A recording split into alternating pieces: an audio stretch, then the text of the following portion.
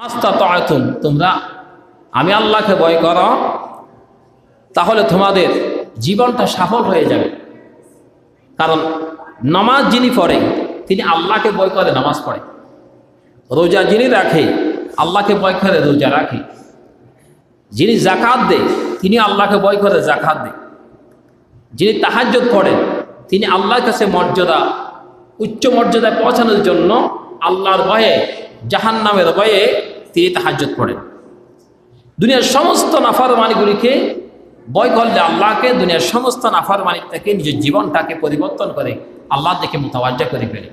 আর যখন আল্লাহকে ভয় করে না, তার জন্য সমস্ত দুনিয়ার মধ্যে সমস্ত অপরাধগুলি করা সম্ভব হয়। এই জন্য আল্লাহ সুবহানাহু ওয়া তাআলা আমাদেরকে বলেছেন, মৃত্যু যখন তোমাদের হবে, মৃত্যু যখন একদিনকে একদিন মৃত্যুবরণ করতে হবে, তাহলে তোমাদের উচিত তোমাদেরকে আমি আল্লাহর কাছে চলে আসতে হবে, মৃত্যুর জন্য প্রস্তুত থাকতে হবে। قال من السلف كسعيد بن خويد رضي الله تعالى عنه إن من ثواب الحسنة الحسنة بعدها فإن من عقوبة السيئة السيئة بعدها।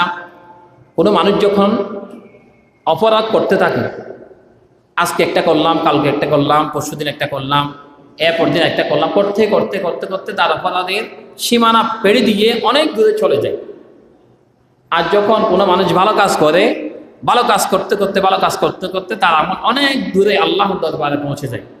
সেই জন্য রাসূল কারীম সাল্লাল্লাহু আলাইহি ওয়াসাল্লাম বললেন, তোমরা ভালো কাজ করতে থাকো, কারণ নাফরমানি কাজ করিও না। নাফরমানি কাজ করলে পরে তোমাদের ঈমান চলে যাবে। যেমন মানুষ যখন চুরি করে, অনেকে বলে হয়তো আমি তো চুরি করলাম, চুরি করার সময় তো আল্লাহ ছিল না। চুরি করার সময় আল্লাহ থাকে না। আপনি চুরি করতেছেন, আল্লাহ নিষেধ করেছেন, এরপর আপনি আল্লাহর হুকুমকে অমান্য করতেছেন। যেমন হাদিস শরীফ আছে, আপনি যখন কোনো মানুষ যখন কোনো মেয়ের সাথে জেনা করে, তখন ফেরেশতারা সেখান থেকে চলে আসেন।